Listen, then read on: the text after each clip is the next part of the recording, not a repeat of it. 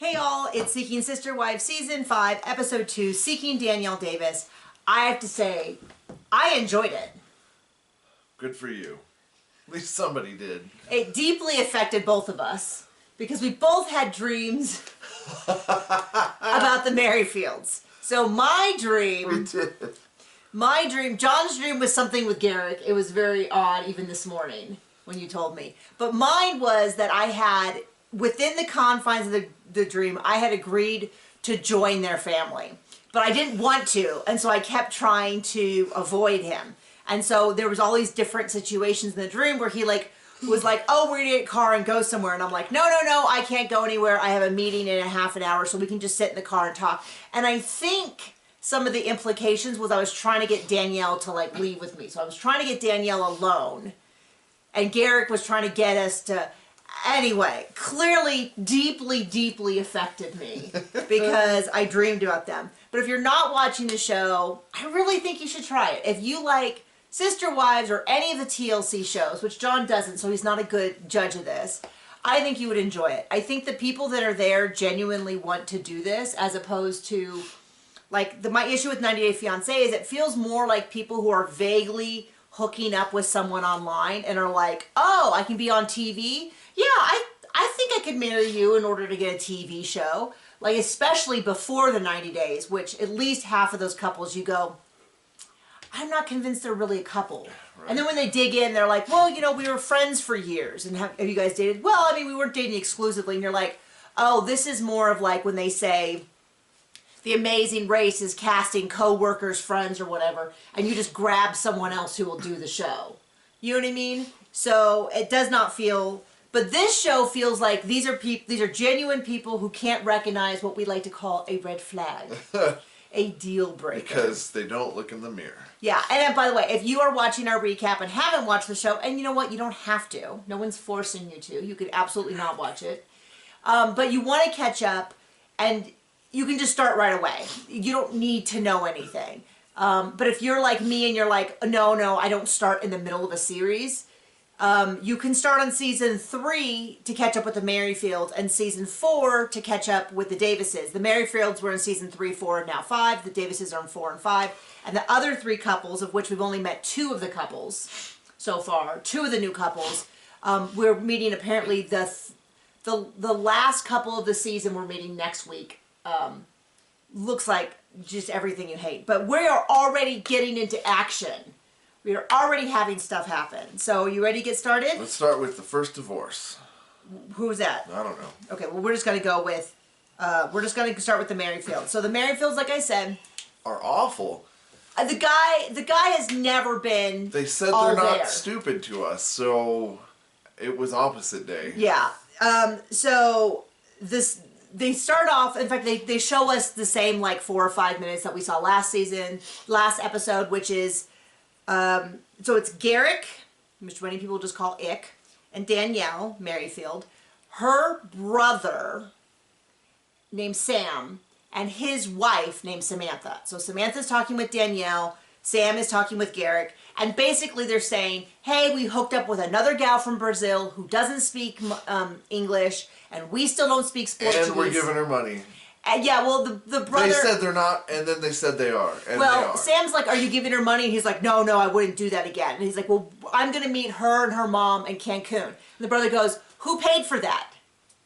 And Garrick's like, I did. And he's like, okay, so you are giving her money. Yes, so the answer to that is yes, they are giving her money. They're deeply skeptical. And if I ever felt like there was a job for me, it would be that. Deeply skeptical relative or friend who talks to crazy person on a reality show. I feel like that's kind of what we do. Kind of. Very much, but since we don't know anyone on reality TV, we have to do it freelance. But she does not speak English. They're like, so is she scamming you? Probably. Yeah, so they tell us they're not stupid, and we're like, well, there's a lot of proof to the opposite. And all of your decisions in history says otherwise.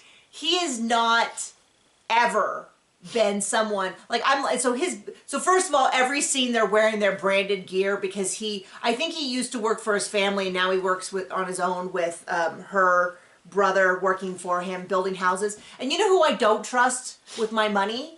Someone who can't see a basic red flag or house. The money to buy a house, to build a house, because it's like, I want someone with really good judgment. Yeah. Who understands what a inferior product is. And this is not the guy, because he is definitely like... An inferior product. He is definitely an inferior product. So, she's telling them... So they're going to meet in Mexico because it's difficult for people from Brazil to get a visa to the U.S. That's what they say, but as far as my 2 minutes of research say, you need a visa to go to Mexico, you need a visa to go to America, same thing. Well, they seem to think that they didn't need a visa to go to Mexico previously. Well, they are stupid. Well, that was also what was featured in the episode. So they are going to meet in Mexico. Maybe it's also cheaper. Are they going to meet, though? Are they? I think so. We don't know yet. We saw previews. Well. So the previews for the rest of the season sort of give away a lot of factors about things that happened last night. So one of the things that's going on is, I forgot my point. So her and her mom are going to Mexico. They have not, Nathalie. Whatever. Natalia. Natalia. I don't know. They have not met her. They do not speak the same language, so it sounds like they voice call, and then they use a translation app. On another phone. On another phone. So it sounds like they don't know who she is the point. I mean, I know my uncle fell in love with a gal from Costa Rica. Your uncle was a very nice, lovely man. Hold on. Garrett's just got the hornies. Well, my point was he was in Costa Rica, and he met her there. They told me my aunt Danielle told me the story, and I can't remember all the details. But I believe that they met, and then she showed him around the island. So they did stuff together. Even though at the time, I don't think he spoke the language. I think he spoke like we're all from Southern California, where you kind of speak enough English for basics. California, bro. Tacos, LA. It's a Letterkenny reference. But they did stuff together. So I think like if you don't speak the same language, but you're in the same place and you're doing things together, you can get to know someone. I think if you are long distance and speak the same language and can talk over the phone, you can get to know each other. But I kind of feel like if you don't speak the same language and you're not in the same place, like you gotta have something. And you're just on OnlyFans? And you are just, there's no indication she's on OnlyFans, to be clear. That's Gino. But that's definitely something that I could see Garrett doing. Yeah. The guy told him to. Yeah. Yeah. So anyway, they have not met. They're going to meet for the first time. He has already designed a ring, which you thought was ugly. Very. For a wedding ring is very unusual. And it does look like it would be a little uncomfortable. Unusual, not in like, oh, it's a flower, a solitaire diamond with a bunch of, I'm guessing rubies based on the color, but I could be wrong. Around the outside as petals, like literal petals, and then it goes down into like leaves and then a branch. But it looks to be the kind of thing that would catch on everything, which normally for a wedding ring that you wear usually all the time, you normally go more low profile. Something that's easy to live with. Well, it looked low price, so. Well, he had it designed for her. He wants to propose. And she's a little bit like, maybe we should meet first. One thing I will get mad at, the rest of this, hey, if they want to make terrible choices, that's their decision. But they're bringing their princes, as they used to call them in previous seasons. Their two sons who appear to be teenagers. That, leave these kids out of it. Don't show them on TV so that, don't involve them with any more weirdness. Like, I feel bad for the kids, 100%. Everybody else, they're adults. They get what they get coming to them. So the family is like, I think maybe you shouldn't propose. And he is like, he gets these kind of like this crazy look over his eyes. And he's like, God has God has ordained this. We were praying. And he says the word God more than maybe most pastors do in a short sermon. I would say so. A lot. And to justify his dumb decisions. Yeah, and it's not, and it's sort of like, it's then he starts saying, well, God told me this person, and she's like, well, it might not work out, and he's like, well, he says it's a blessing no matter what. No, it's not. If she's a scam artist, which is what they're bringing up, it is not a blessing. And he tells this whole story about how they were in the garage praying, and this warm wind came over him, and it was a sign. Danielle, does not, there's no indication that she's buying any of this. If she doesn't buy it, how are we supposed to buy it? And the answer is we don't. None of this. Nobody does. No, you know, we're very religious. We absolutely believe in God and all that. But I'm always incredibly suspect when Speaking of people who don't know God, maybe Garrick's interning on Joel Osteen's. Well, Osteen. Whatever his stupid name is. And he really does look like him. And we're not even the only ones. I was on Reddit and a bunch of people made the same comment. He's got that same, like, glazed eyes. But my point was going to be, we're not mocking the idea of God. We're mocking specifically the idea of the guy thinking of the most selfish thing you could possibly imagine that has a ton of red flags and all that. But then his big support for why he should do it is God told him. The wind of God blew up him. Yeah, I mean, it's just like none of this. And we're making fun of reality TV people. That's what we do. I know. Well, I'm just clarifying exactly what we're making fun of, which is that idea. The people who watch this are smart, and they know us. Maybe. There was that one guy. I did a video where I shared some the Monday video where I shared some difficult news, and someone commented, "I feel bad for your husband" on the video, and I was like, "Wow." Yeah. Well, my mom's not dying yet. Yeah. Well. So anyway, so the guy was kind of a jerk, but it was like it made me laugh. My guess is that he doesn't watch any of this. He like it stumbled on it and was like, "Man, I wouldn't want to be married to her." Fine, I don't want to be married to you. Great. That's not an option. Something we agree on. No, nobody wants that. I don't care if every man in the world doesn't want to marry me. I got my guy. Unlike these people who are like, it's all about, it's a numbers game here. Yeah, right. Numbers game. Okay, so brother-in-law says, "Don't hurt my sister again," and then we kind of see them. You know, they're eager to start this life. I don't know. Danielle does not want this life. It's totally obvious, and the guy's not that great. She should leave him and take his backhoe with her. Her kids and her backhoe. They are already divorced, so they are legally divorced. So they all get on a plane. They go down there. Where? They go down to Cancun. They thought it was inappropriate to go back to Cabo where they had been with Bert. And I'm like, oh yeah. Yeah, that's the inappropriate part. Right. She's like talking to him like, maybe we should wait. And he's like, no. Maybe there's a scam. Doesn't matter. Maybe we should do this. I don't care. You know, and that's when he said, it's a blessing no matter what. And I thought, no! That is not the case. What is going on? So she's supposed to get on a plane and meet them that day. And the producers... With her mom. There's a call to the producers at 5:45. She has called Garrick to say that she can't get on the plane. And so they're all kind of scrambling to figure it out. Garrick is crying. And unlike Jasmine and Nikki from 90 Day Fiancé, and unlike everybody else who's fake crying, genuine tears rolling down his face. His eyes are beet red. He's not going to have sex in a few hours. He was hoping that he could have sex in about 3.5 hours. Right. And then the producers go, well, we just got other people through that didn't have any problems. So now they find out they need this visa. And she's saying, oh, well, my thought was... money! My initial thought, we'll see what happens, but my initial thought was, oh, she pocketed them. She's going to miss the flight and need more money. And then she's going to pocket, she didn't, you know what I mean? Like, this is all a scam to get a little bit more money. But we'll see. We'll see what it actually is, what actually happens. But she's claiming she needs a visa, and it's this, people are paying a lot of money, this expensive program to get it. And you can hear one of the producers say, hey, we just checked and we got on it 3 times within 10 minutes or something like that. Something like that. They never really paused to, like, explain exactly what was happening. So we think... She had to go online and get some visa and get it done, and she was claiming she couldn't connect to it. It was out, and they were saying no, it looks fine on our end. So I'm not sure what happened. He's crying. He's so upset. The producers are trying to work it, and that's sort of the end of it. We know that at some point they meet up because the previews for the season, and it looks like the first thing she does is try to make. I think she's going to try to back out, and then make it Danielle's fault. To sort of be like, bye-bye, and ruin your marriage on the way out, although their marriage is already... ruined.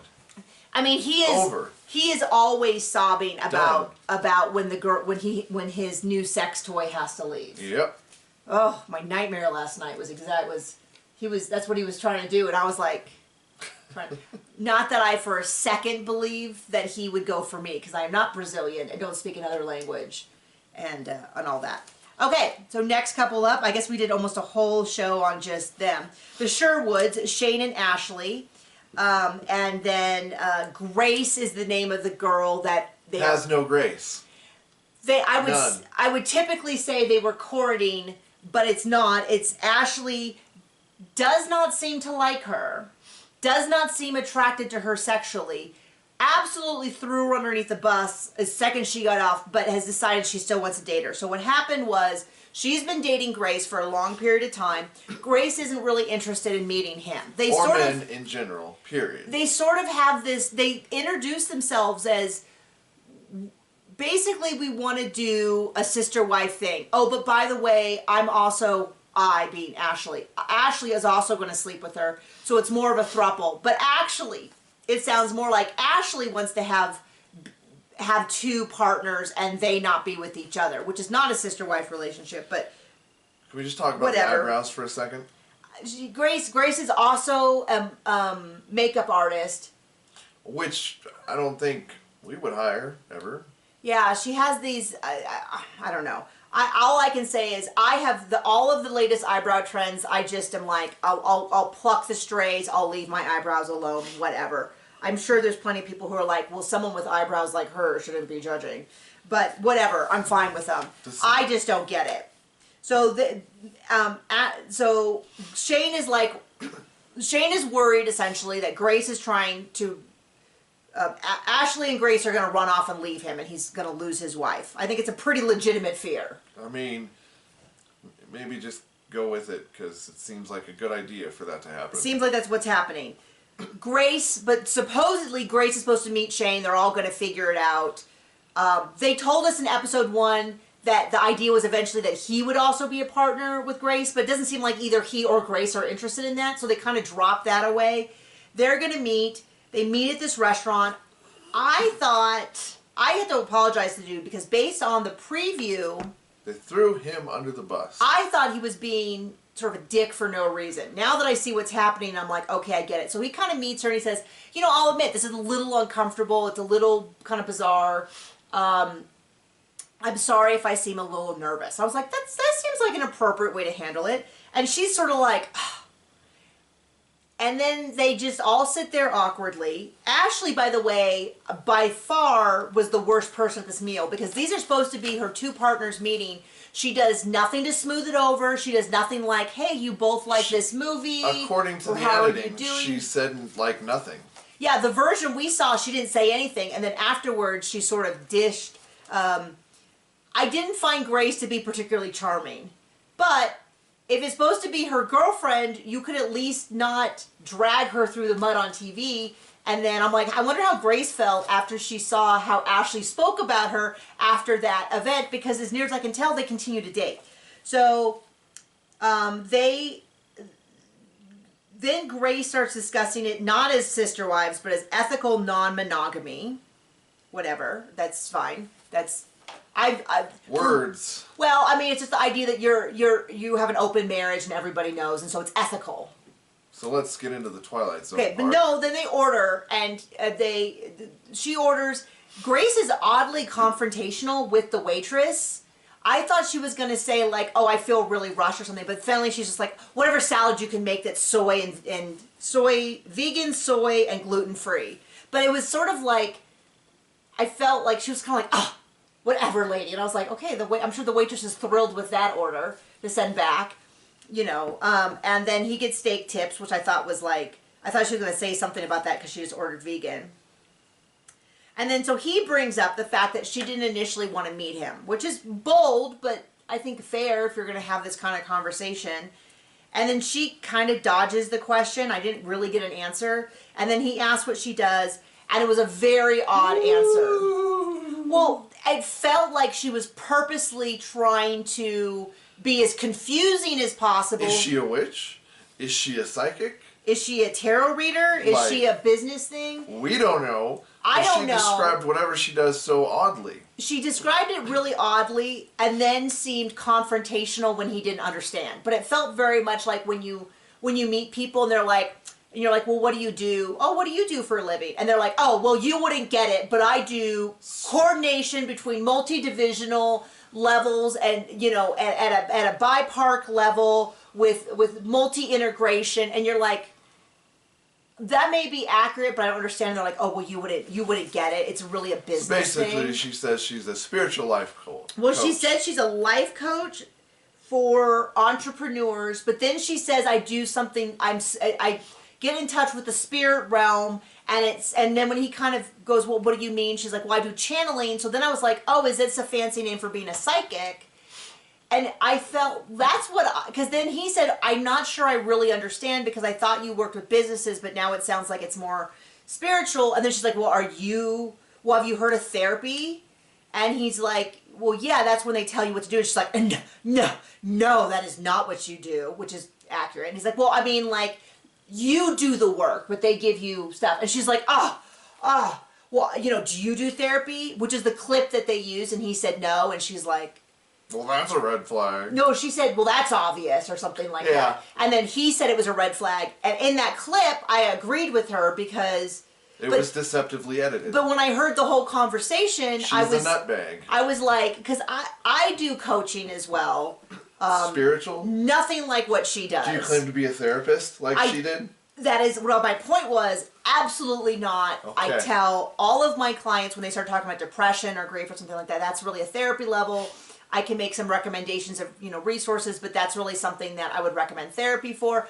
I go to therapy because I was like, I recommend this to so many of my clients. I really shouldn't be a hypocrite. I should be working on my own stuff. But it's a big deal that we are not therapists because that is, I mean, because I'm not a therapist, I don't really have the same ethical standards as them, but I feel like ethically it's important for me not to cross into that.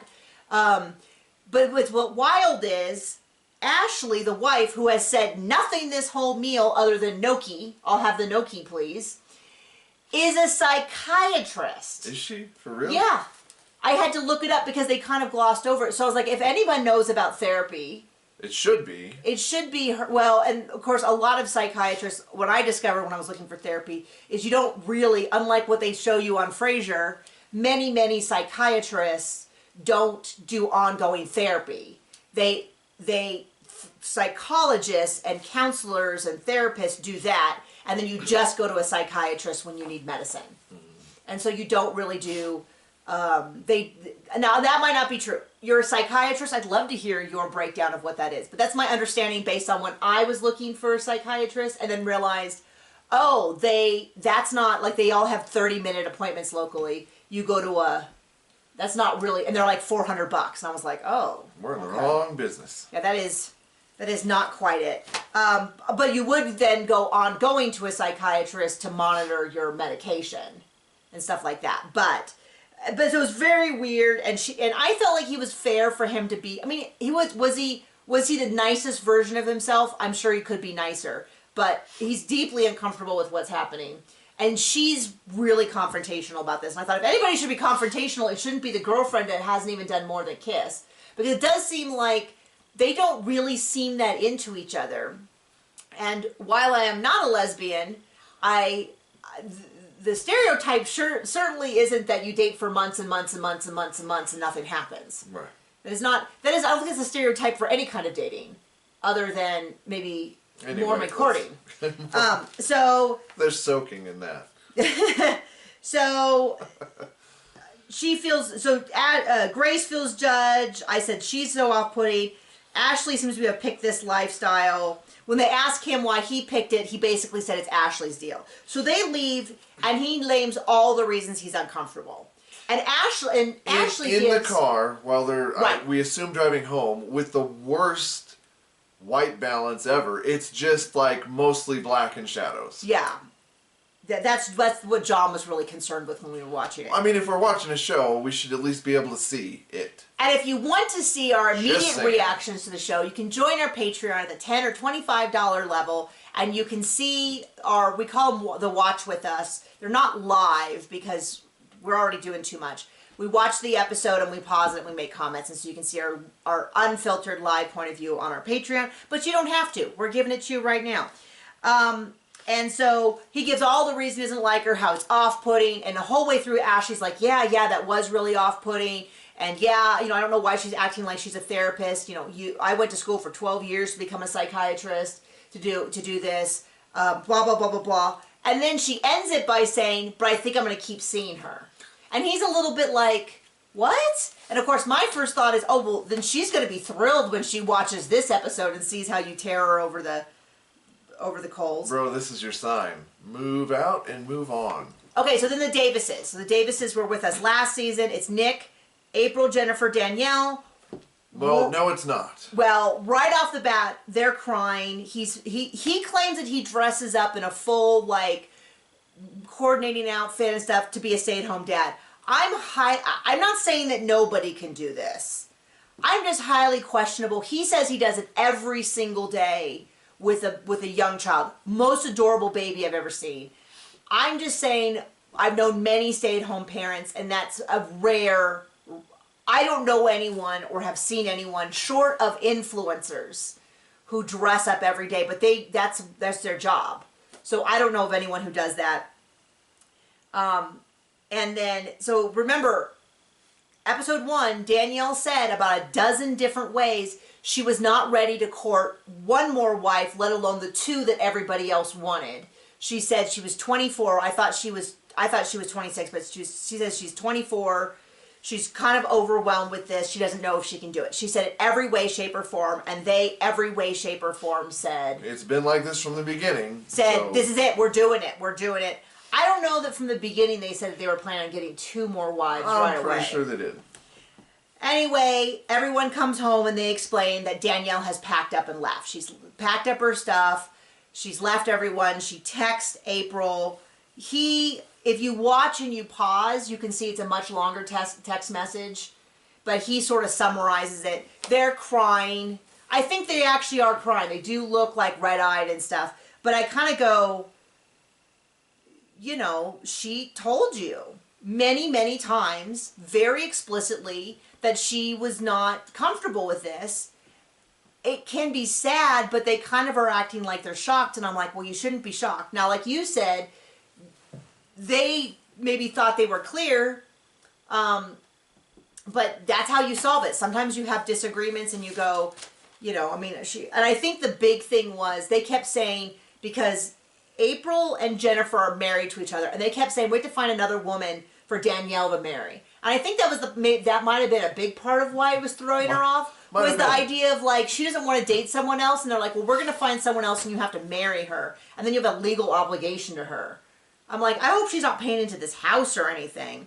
So she's already gotten an apartment. She's moved out. Now, I would be really excited to actually see something happen, except we know that we see her multiple times. We see her, there's at least some footage of her in a hot tub with another woman that I think is from this season. We see him sitting down with her and telling her that basically he loves her, but that's not enough if she's not open to him getting at least 2 more planets to orbit his penis. Just a reference to the last week's thing. You can go watch. So yeah, I don't know what to say. Like that's that. And then we very briefly see the 4th couple, the Sola Houdins. I apologize. And it's more of the mom being awesome. The mom, yeah, and I apologize for missaying their names. But they didn't say them out loud this time, so I didn't get a chance to say it. But it's below there. It should be below me in the banner. It's the same conversation from last time. Mom is just being hilarious. Get a dog. Yeah, we want to grow our family. Get a dog. He does better when he has support. Get therapy. Like these are normal solutions to things. And they just look so disgusted, and they keep saying, "Well, you don't have to accept it." And it's like, but then they cry about her not accepting it, and by cry I mean whine like little children. And then they say they've met another girl, Keisha from Georgia, and says, well, where did you meet her? Online. Oh, Lord.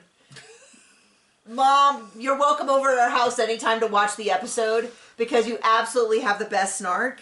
I said, Mom is not buying any of this. None of it. She ain't having it. None of it. And that's basically all that happened. It's the same thing. It's the same. There's no new things.